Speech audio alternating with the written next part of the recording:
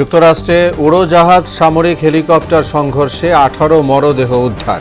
67 আরোহীর সবার মৃত্যুর আশঙ্কা, ডোনাল্ড ট্রাম্পের শোক। প্রথমবারের মতো 3 পর্বে হচ্ছে বিশ্ব ইজতেমা, কাল শুরু প্রথম ধাপ। তুরাগ তীরে মুসল্লিদের ঢল, সতর্ক আইনশৃঙ্খলা বাহিনী। সুষ্ঠু গ্রহণযোগ্য নির্বাচন আয়োজনে সহযোগিতার আশ্বাস ইউরোপীয় ইউনিয়নের। ভোটারের আস্থা ফেরাতে কমিশনকে কাজ করার পরামর্শ। এবং ঢাকা জয়দেবপুর রুটের কমিউটার ট্রেনে সেবা নিয়ে অসন্তুষ্ট যাত্রীরা, সহজে টিকিট না পাওয়ার অভিযোগ। জনবল সংকট বলছে কর্তৃপক্ষ।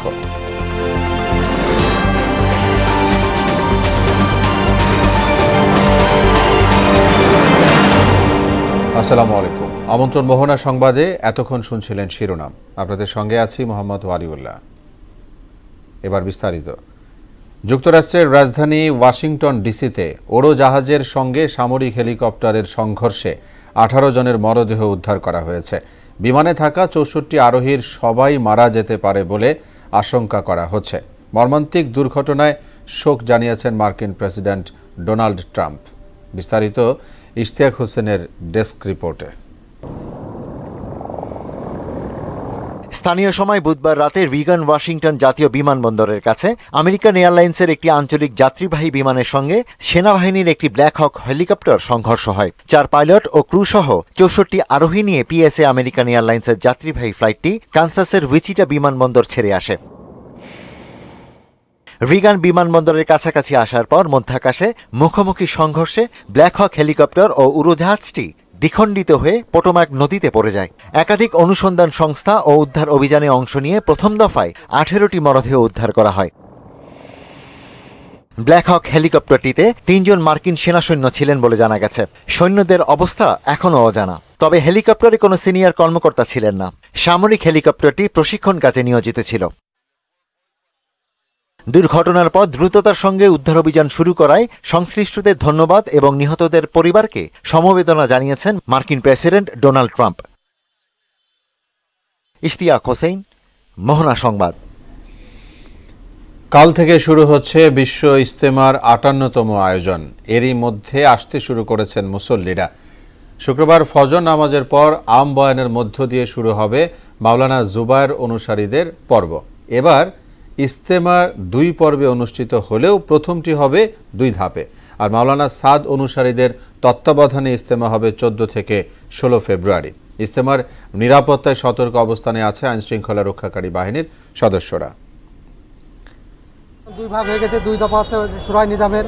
এখানে খুব সুন্দর আহসানের সহিত আমরা এখন উঠা বসা, উজু, ইস্তেঞ্জা, নামাজ কালাম সব ভালোভাবে করতে পারছি। আমি ইজতেমা আসছি আল্লাহকে রাজি খুশি করার জন্য। নবীর সুন্নতের ইত্তেবা, বয়ান শুনে আমাদের কিছু হেদায়েত হবে, এই হলো উদ্দেশ্য, আর কোনো উদ্দেশ্য নেই। তুরাগ তীরে আছেন আমাদের সহকর্মী আতিকুর রহমান, তিনি যোগ দিবেন আমাদের সঙ্গে। আতিক, ইজতেমা ঘিরে মুসল্লিরা আসতে শুরু করেছে এবং আইনশৃঙ্খলা বাহিনীর তৎপরতার সহ সার্বিক চিত্র আপনার কাছে জানতে চাই।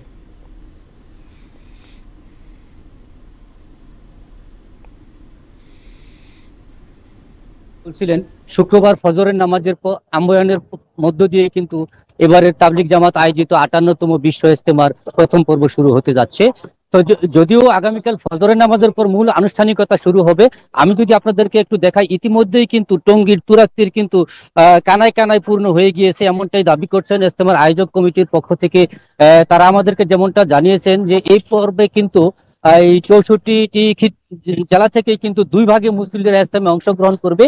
এই ইজতেমায় মুসল্লিরা যাতে নির্বিঘ্নে অংশগ্রহণ করতে পারে সেজন্য কিন্তু তাদের সুবিধার্থে কিন্তু এই প্রথম ধাপে কিন্তু 2 পর্বে এই প্রথম পর্বের ইজতেমাটি অনুষ্ঠিত হবে। আমি এখন দাঁড়িয়ে আছি টঙ্গীর একেবারে তুরাগ নদের যে পল্টন ব্রিজ আছে, সেনাবাহিনীর নির্মিত 5টি পল্টন ব্রিজ কিন্তু কামারপাড়া হয়ে যারা ইজতেমা ময়দানে প্রবেশ করবে তারা কিন্তু এখান থেকে পল্টন ব্রিজ দিয়ে প্রবেশ করতে পারবেন।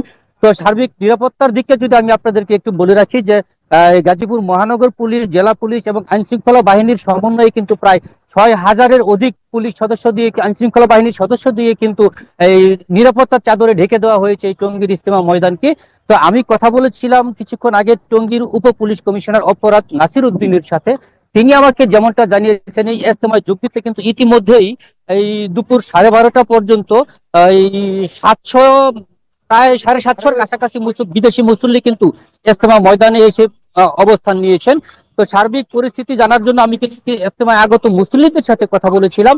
তারা আমাকে যেমনটা বলে তারা তারা তারা আমাকে যেমনটা বলছিলেন যে এবার 2 পর্বে হওয়াতে কিন্তু মুসল্লিরা তাদের আসা যাওয়া এবং যে ধর্মীয় যে তাদের যে রীতিনীতি আছে এগুলি কিন্তু সঠিকভাবে পালন করতে পারবে বলে আমাকে জানিয়েছে। তো এই ছিল টঙ্গীর ইজতেমা ময়দান থেকে সবশেষ খবর। জি আতিক, ধন্যবাদ জানাচ্ছি আপনাকে আমাদের সঙ্গে যুক্ত হওয়ার জন্য। আগামী জাতীয় নির্বাচন সুষ্ঠু ও গ্রহণযোগ্য করতে সহযোগিতা দেবে ইউরোপীয় ইউনিয়ন। সকালে নির্বাচন ভবনে কমিশনের সঙ্গে বৈঠক শেষে এ কথা জানিয়েছেন সংস্থাটির গণতন্ত্র বিশেষজ্ঞ মাইকেল লিডারওয়ের। ভোটারদের আস্থা ফেরাতে তাদের সাথে যোগাযোগ বাড়ানোর পরামর্শ দেয় ইউরোপীয় ইউনিয়ন। এ সময় নির্বাচন কমিশনের সিনিয়র সচিব আক্তার আহমেদ বলেন, প্রবাসী ভোটারদের নির্বাচনী ব্যবস্থাপনায় সম্পৃক্ত করার বিষয়ে ইইউর সঙ্গে আলোচনা হয়েছে। We'll be very happy to continue conversations with the national institutions as well as civil society in Bangladesh. ভোটারদের ভিতরে আস্থা যে হ্যাঁ আমি আমার ভোটটা আমি দিতে পারবো, এই বিষয়টার পরে ওনারা বললেন যে এটাও আপনারা দেখবেন এবং সেক্ষেত্রে যে বিষয়টা অ্যাওয়ারনেস বিল্ডিং, কমিউনিকেশন সিস্টেমসগুলোকে আরো স্ট্রেংথেন করার জন্য ওনারা আমাদেরকে সহযোগিতা করবেন যাতে আমরা একটা free, fair and credible election করতে পারি। সরকারি তিতুমির কলেজকে স্বতন্ত্র বিশ্ববিদ্যালয়ে রূপান্তর সহ বিভিন্ন দাবিতে সড়ক অবরোধ করেছেন কলেজটির শিক্ষার্থীরা। দীর্ঘদিন থেকে এই দাবি জানিয়ে আসছেন তারা। মহাখালীতে আছেন আমাদের সহকর্মী মাহবুব হোসেন রিপন। শিক্ষার্থীদের দাবি এবং অবরোধের বিষয়ে আরও জানবো তার কাছ থেকে। রিপন, নিশ্চয় আমাকে শুনতে পাচ্ছেন? সেখানকার ঠিক সবশেষ পরিস্থিতি কী রয়েছে সেটাই আপনার কাছে জানতে চাচ্ছি।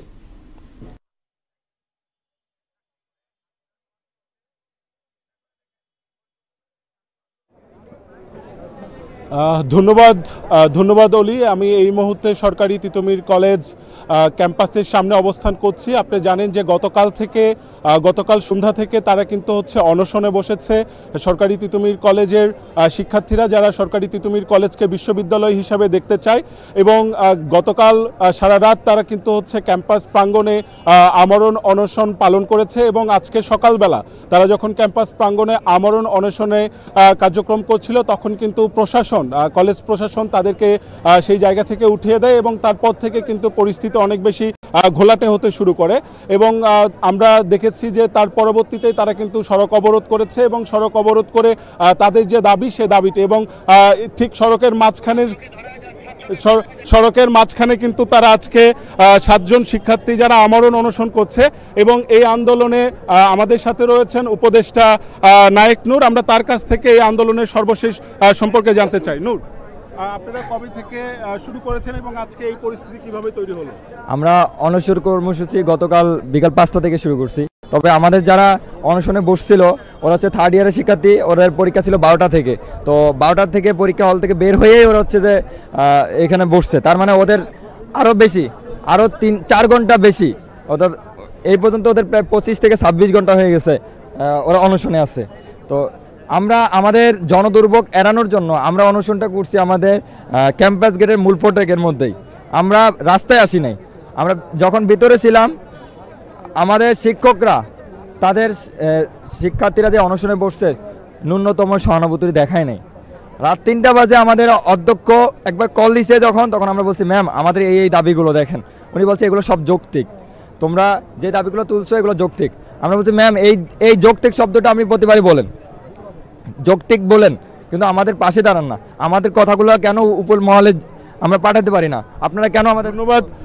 ধন্যবাদ। আমরা নায়েক নূরের কথা শুনছিলাম যে 7 জন শিক্ষার্থী আমিনুল, বেলাল, রাশেদুল, রানা, রায়হান এরা সবাই কিন্তু। রিপন, আপনাকে ধন্যবাদ আমাদের সঙ্গে যোগ দেওয়ার জন্য। এদিকে আওয়ামী লীগ সরকারের আমলে অবৈধভাবে চাকরিচ্যুত পুলিশ সদস্যদের পুনর্বহাল দাবিতে আবার আন্দোলন শুরু হয়েছে। ঢাকা বিশ্ববিদ্যালয় থেকে পদযাত্রা করে সচিবালয়ে আসেন আন্দোলনরতরা। সচিবালয়ের সামনে আছেন সহকর্মী শামীমুজ্জামান চৌধুরী। বিস্তারিত জানব তার কাছে। শামীম, সচিবালয়ের সামনে কি অবস্থা এবং চাকরিচ্যুত পুলিশ সদস্যরা কি বলছেন সেটাও জানাবেন আমাদের।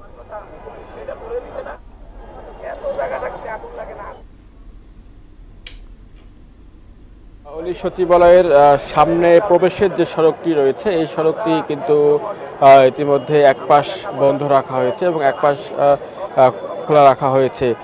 চাকরিচ্যুত যে পুলিশ সদস্যরা আছেন যারা গতকাল মানববন্ধন কিংবা বিক্ষোভ কর্মসূচি পালন করেছেন, আজকেও কিন্তু তারা সচিবালয়ের সামনের সড়ক অবরোধ করে তারা মানববন্ধন এবং বিক্ষোভ করছেন এবং তাদের শান্তিপূর্ণ অবস্থান কর্মসূচি এখন পর্যন্ত রয়েছেন এবং তাদের ভিকটিম পুলিশ পরিবার যে ব্যানার আছে এই ব্যানারে তারা এখন পর্যন্ত এখানে অবস্থান কর্মসূচি পালন করছেন এবং তাদের পক্ষ থেকে বলা হচ্ছে যে তারা বিগত 15 বছর রাজনৈতিক প্রতিহিংসার শিকার হয়ে তারা চাকরিচ্যুত হয়েছেন এবং তাদের চাকরি পুনর্বহালের দাবিতে মূলত তারা এই অবস্থান কর্মসূচি পালন করেছেন এবং এই পুলিশ পরিবার অর্থাৎ তাদের পরিবার পরিজন নিয়ে কিন্তু তারা এখানে অবস্থান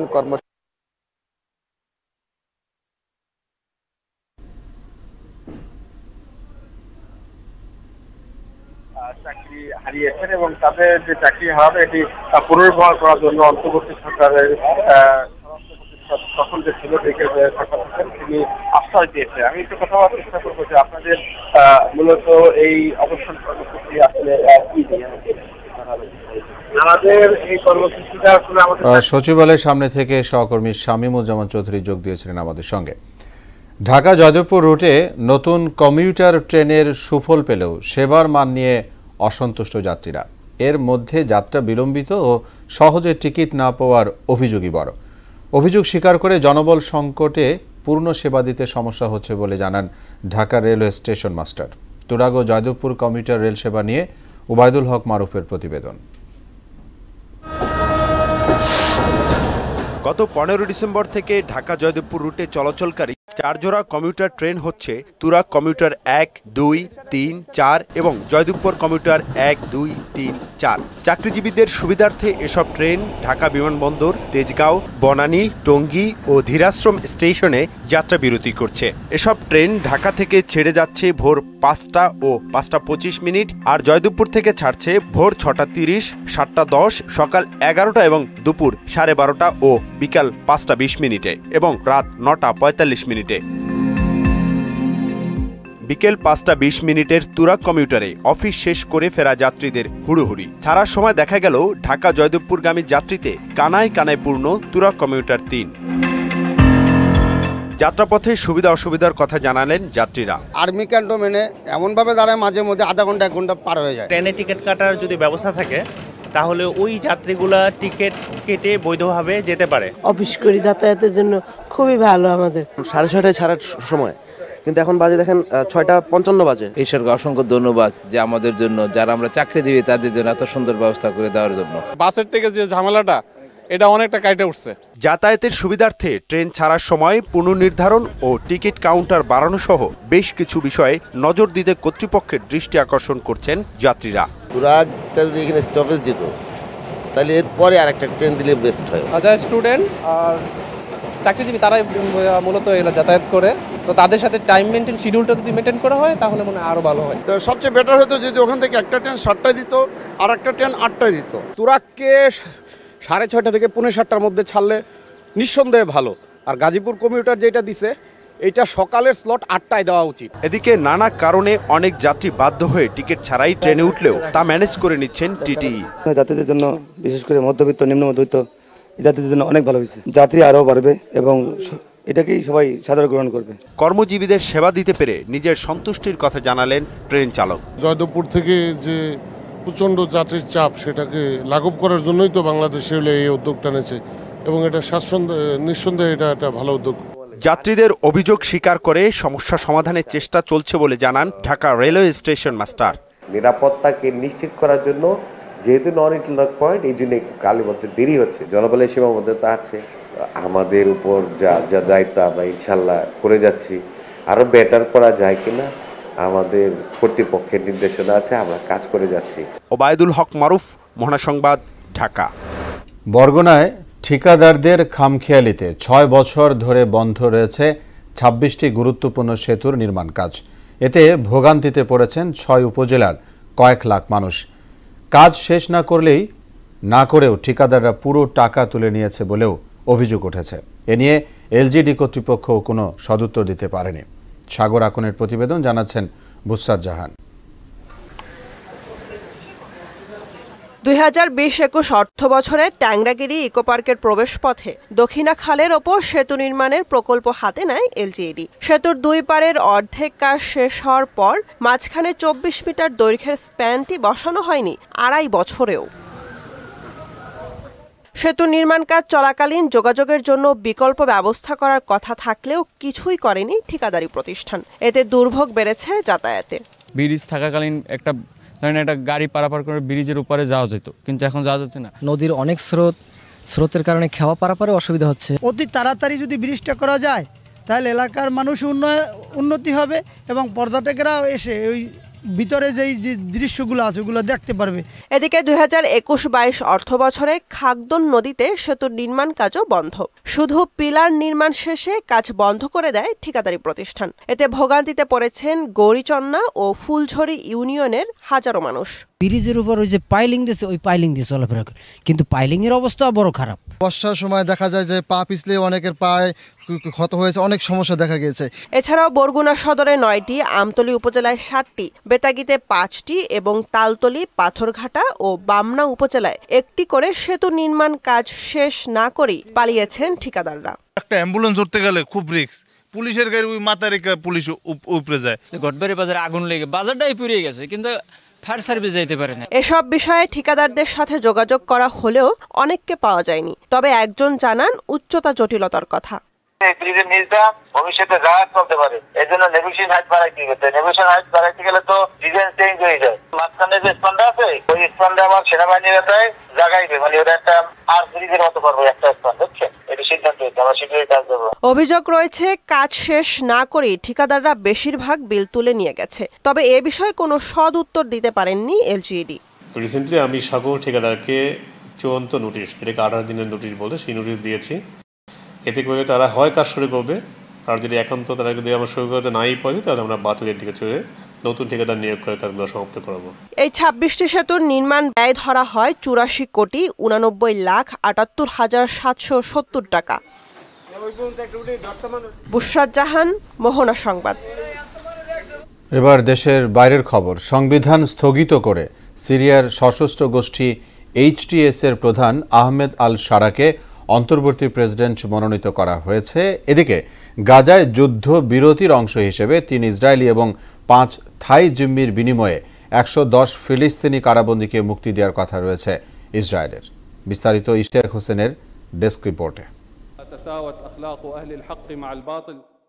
সিরিয়ায় অন্তর্বর্তী প্রেসিডেন্ট হিসেবে নিযুক্ত হয়েছেন হায়াত তাহরির আল শাম HTS নেতা আহমেদ আল শারা। অস্থিতিশীল পরিস্থিতিতে সংবিধান স্থগিত করে তাকে একটি অস্থায়ী আইন পরিষদ গঠনের ক্ষমতা দেন সামরিক বাহিনীর শীর্ষ কর্মকর্তারা। নতুন সংবিধান প্রস্তুত না হওয়া পর্যন্ত স্থিতিশীলতা ফেরানোর পাশাপাশি দেশ পুনর্গঠনে কাজ করার প্রতিশ্রুতি দেন আহমেদ শারা। গাজায় যুদ্ধবিরতি চুক্তির অংশ হিসেবে আজ আরও 110 ফিলিস্তিনি কারাবন্দীকে রেহাই করে দেবে ইসরায়েল। বিনিময়ে 3 ইসরায়েলি এবং 5 থাই জিম্মিকে মুক্তি দেওয়ার কথা রয়েছে সশস্ত্র গোষ্ঠী হামাসের। বুধবার মুক্তির অপেক্ষায় থাকা 3 ইসরায়েলি জিম্মির নাম প্রকাশ করেছে সংগঠনটি। তবে এসবের মধ্যেই অধিকৃত পশ্চিম তীরে বিমান হামলা চালিয়েছে ইসরায়েলি সামরিক বাহিনী। এতে কমপক্ষে 10 ফিলিস্তিনি নিহত হয়েছে। যুদ্ধবিরতি লঙ্ঘন করে উপত্যকায় হামলা ও অভিযান অব্যাহত রেখেছে নেতানিয়াহু প্রশাসন। এদিকে গাজার ধ্বংসস্তূপ থেকে আরও অর্ধশতাধিক ফিলিস্তিনির লাশ উদ্ধার করা হয়েছে। এতে 47,400 ছাড়িয়েছে প্রাণহানি। যুক্তরাষ্ট্রে চলমান অভিযানে গ্রেপ্তার অবৈধ অভিবাসীদের একাংশকে গুয়ান্তানামো কারাগারে পাঠানোর ঘোষণা দিয়েছে মার্কিন প্রেসিডেন্ট ডোনাল্ড ট্রাম্প। বন্দীদের জন্য কারাগারের ধারণ ক্ষমতা বাড়ানোর নির্দেশও দিয়েছেন তিনি। ইশতিয়াক হোসেন, মোহনা সংবাদ। এবার খেলার খবর। সেন্ট কিটসের নারী দলের দ্বিতীয় টি20তে 106 রানে বড় ব্যবধানে হারিয়ে 1 ম্যাচ হাতে রেখে সিরিজ জিতে নিল স্বাগতিক ওয়েস্ট ইন্ডিজ। টসে ব্যাট করতে নেমে 6 উইকেটে 201 রান করে ক্যারিবীয়রা। 36 বলে দলের হয়ে সর্বোচ্চ 63 রান করেন কিয়ানা জোসেফ। দ্বিতীয় সর্বোচ্চ 49 করেন ডিন্ডা ডটিন। সফরকারীদের হয়ে ফাহিমা খাতুন শিকার করেন 3 উইকেট। জবাবে ব্যাট করতে নেমে ব্যাটিং ব্যর্থতায় 9 উইকেটে 95 রানে থেমে যায় বাংলাদেশের ইনিংস। দলের সর্বোচ্চ রান মাত্র 22 করেন শারমিন সুপ্তা।